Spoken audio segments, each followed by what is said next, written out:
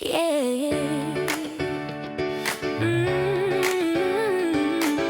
Yeah. Hey, yeah.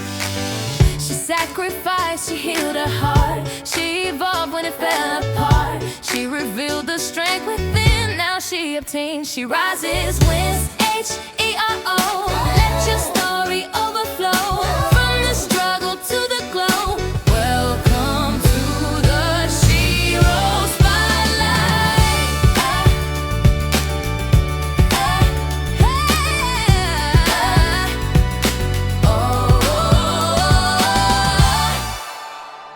Welcome to SHERO Spotlight. If you are new to SHERO, welcome. If you're a returning SHERO family, welcome back. We have a great episode in store for you all today.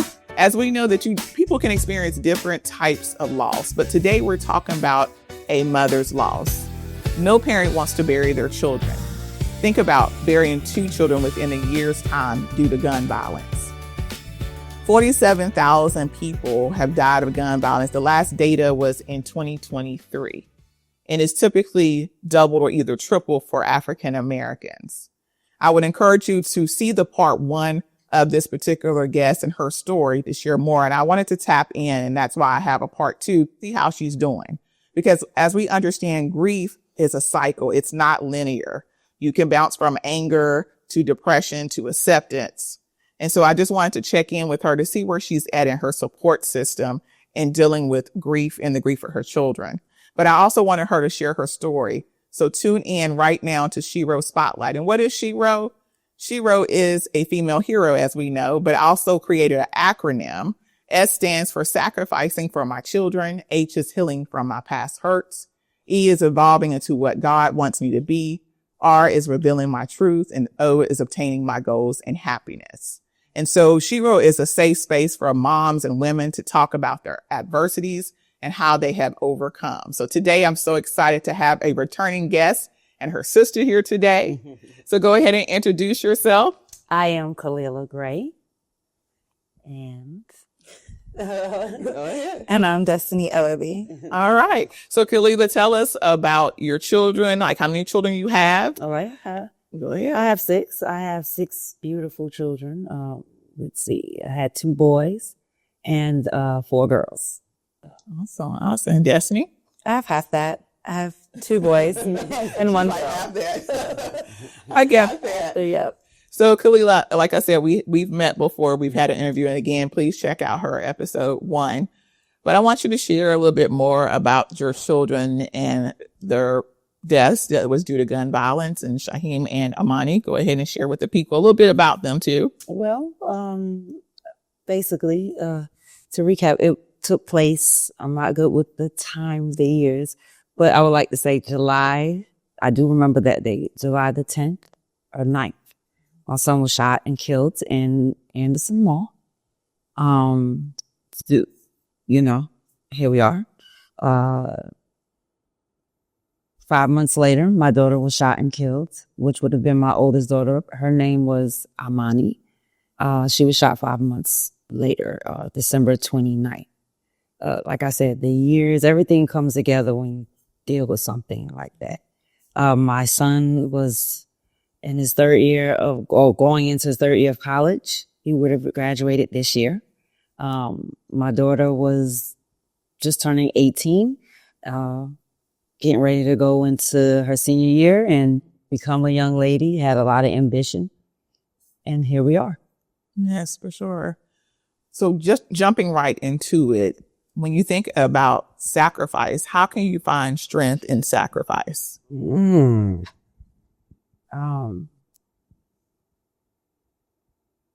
know how to answer that. How can I find strength in sacrifice? My sacrifice pushed me to want to do something better. In order to get through this and deal with that sacrifice, it pushed me to want to fix things a lot more or attribute to making things better. At this point, that's what the sacrifice made me do. It made me look at myself. My sacrifice made me look at what I can become, tested my strength. Right. which now puts me here, I guess. Right. What about you, Destiny? When you think about that, Oh, give me the question again. can you find strength in sacrifice? I mean, I'd have to say pretty much the role that I play with supporting her has helped me become a better woman. I'd say, it's allowed me to handle things a lot better. Confrontation, difficult times, handle my emotions. It caused me to grow up, I would say. So, like she said, that's a deep question. I mean, the sacrifice, I think it just makes me better. It makes me stronger, wiser, and just gets me there. Yeah. I guess it's a deep question because I never thought about it. Right. I've recognized that I've made a sacrifice without my permission. You know, so you guys don't think it was sacrificing on purpose. Like, I was forced to sacrifice. Now I'm forced to take that sacrifice and see how I can switch it up, which is deep. You know. Right. Yeah. I never thought about that. Yeah. And when we go on with my acronym with the H with healing, where are you at in your journey? I'm okay. Mm-hmm. Today, like she said, every day it could be different. No, we're going to go down to the hour of a day. 1 hour I might be up. The next hour I'm low. The next hour I'm anxious. You know, the next hour I feel like I'm every woman. So, you know, it's like, right now I'm okay. I'm okay. I have to come to acceptance that's very hard. And that is that my children will not come back to me. Right. Right. For sure. And when you think about grief, if it was a picture, how would you describe it? Van Gogh. Oh, is that the one with the stars? Yeah. Starry Nights. It's a lot going on. It's a crazy picture, but it's, it's a crazy picture, but when you sit there and you step all the way back and it creates something very beautiful. It's out of, that's what's going on. Yeah. And then even not even just Van Gogh. If you look at Frida Kahlo, she does a lot of self-portrait about her strength and the things that she's gone through. Right. So I would say even that, like having to reflect and look at yourself where you're at, like, cause like she said, sometimes it's true. She is every woman. Like I might call her and she's out there cutting the grass. So I'm gonna call you right back. I gotta get the grass cut. Or, I gotta get the dog out. So she's constantly doing, and, but when she does sit still, I would say Frida Kahlo would be something else too, because she's reflecting and she's looking within and she gets deep. Okay, somebody know that art. Come on. And so then when we think about grief too, the brokenness of it all, how do you rebuild? 1 second at a time, I'll tell anyone. It's not 1 day, it's 1 second. Because you can start rebuilding and then it tear all the way down. I just had an experience yesterday. I'm getting stronger, at least I tell myself. And then I get a phone call that's from the hospital. And I found myself back. So what I've built up, it was not down. It was like, man, I found myself telling myself, I need help, cause that was scary. My heart pounding, thinking something's wrong, because the last couple of calls I've gotten from the hospital was my children are not right, Right. And speaking of help, if you're anything like me, I hate asking people for help. Yeah. How do you ask for help? Or do you ask for help? Or do you feel like I'm going to handle this by myself? And I know with Black women too, we tend to do that a lot. When it comes to maintaining my house, because I am on my own, right? I tend to do things on my own. But this sacrifice has forced me to learn that you ask, and it's okay. Some people don't get the hint that, hey, you need to offer. So now I have to ask in order for me to have help, because I know I've changed. You get what I'm saying? Like, I've been forced to realize that, now there's a select few that I'm going to ask, and I'm saying counting on my hand. But, cause I know they're not going to disappoint. And if they do, it's all right. We'll deal with it together. Right.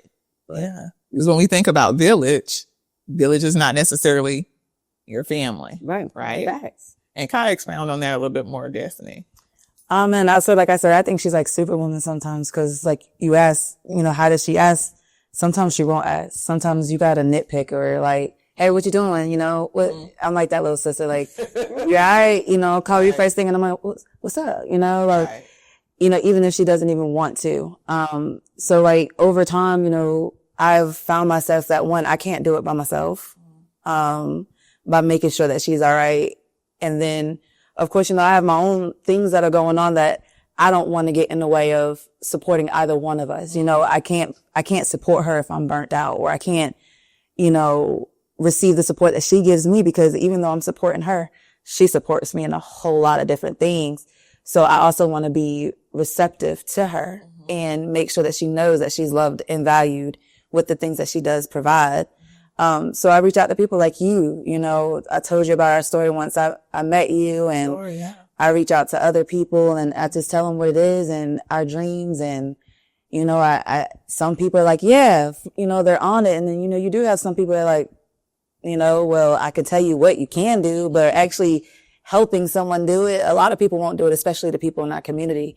And I realize that you can't always rely on family to be the ones to do it. You know, you gotta be okay that you might have family that may not have the skills to be able to support you in that aspect, or they're just not there, because they're handling their grief another way, or they're handling their own life another way. So I'm realizing that support is not just by blood, but, you know, homie from down the street might have what we need, and a closed mouth won't get fed. You know what I'm saying? We can be sitting here struggling emotionally or mentally as if we're not going to get justice, or we're not going to get anything, or nobody's supporting, nobody's listening.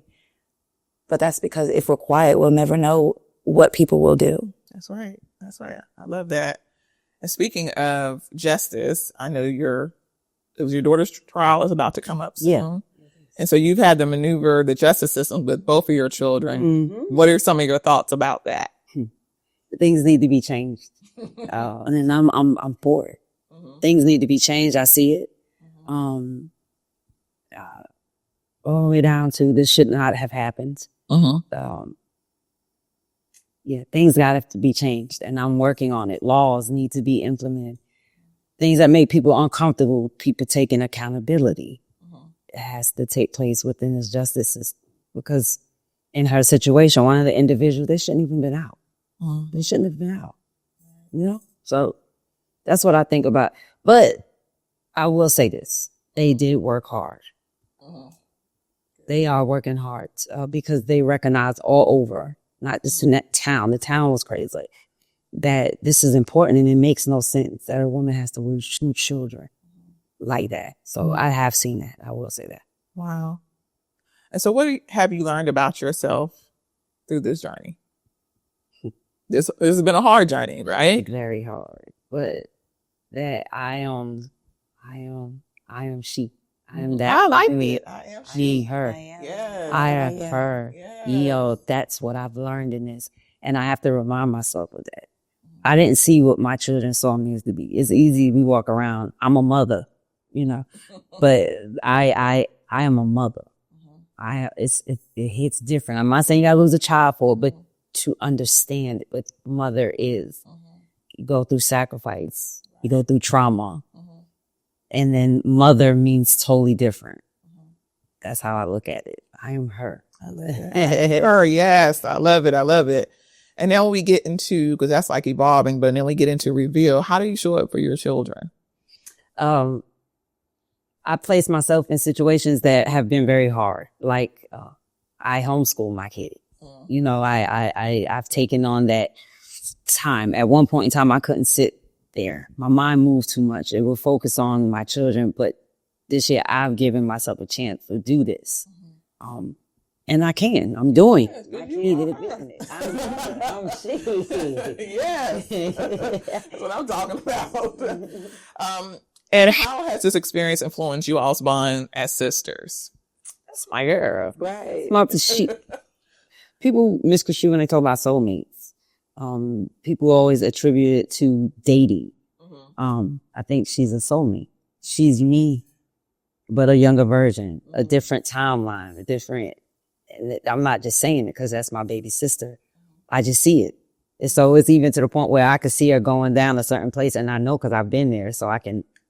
So that's my girl. That's my son. And how many years apart are y'all? 13. I love it. And what's your thoughts about that, Destiny?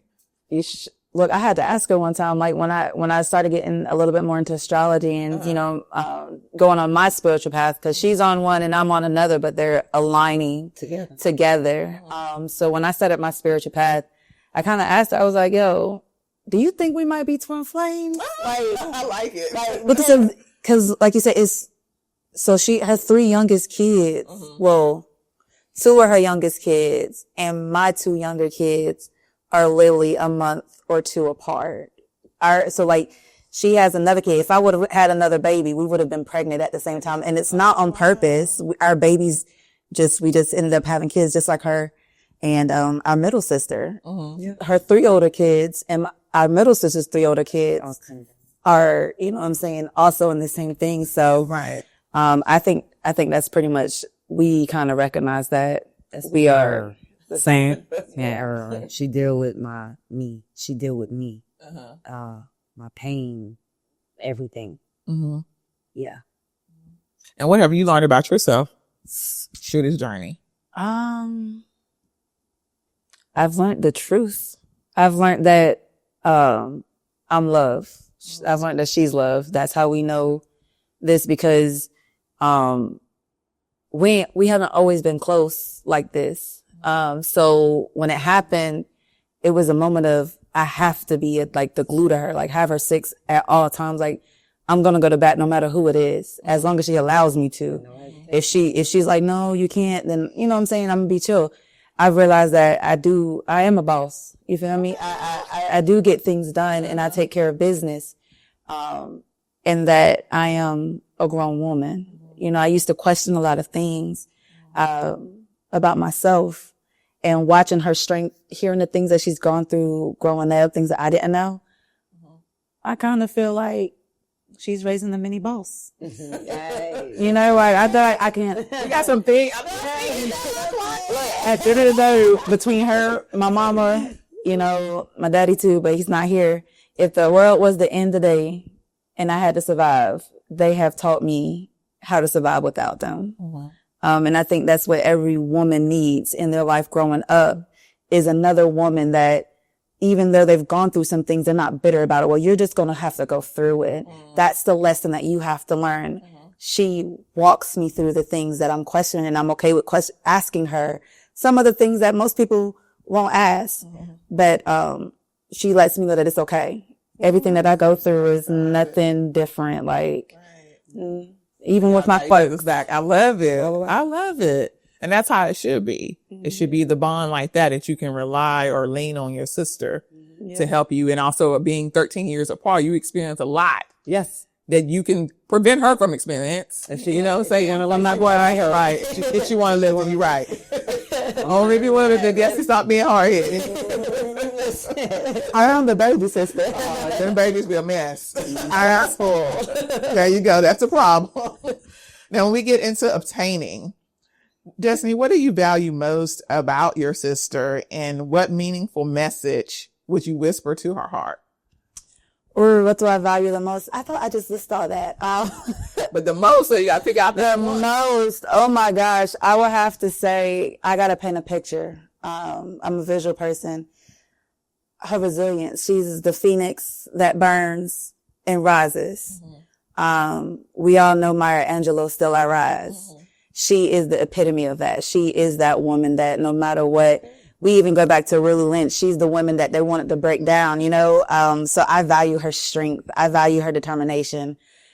I know that's more than just knowing, but so if I could whisper something to her heart, it would be, it's okay. You know, you don't have to be strong by yourself no more. You don't have to feel like the world is up against you, because, it's up against the both of us, and we're going to survive it together. I love it. You're not by yourself. You're not alone. As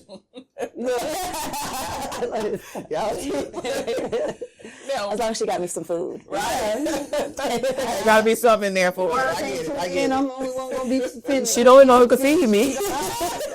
She's the only person. I just had that conversation because I am very picky I've tried oysters since we've been together. I've tried a lot of different things because she's really like, you got to be able to survive. You can't survive off of just canned foods. So she is, also teaching me those things as well. So right. That is awesome. I love that. And I've heard you say this a couple of times, Khalilah. Why me?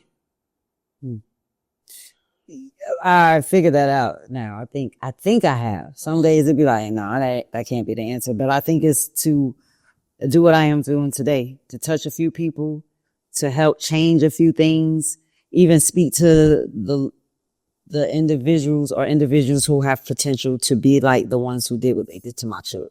Mm-hmm. I guess I thought I've been chosen for this for that reason. A lot of people didn't experience what my children had as a mother.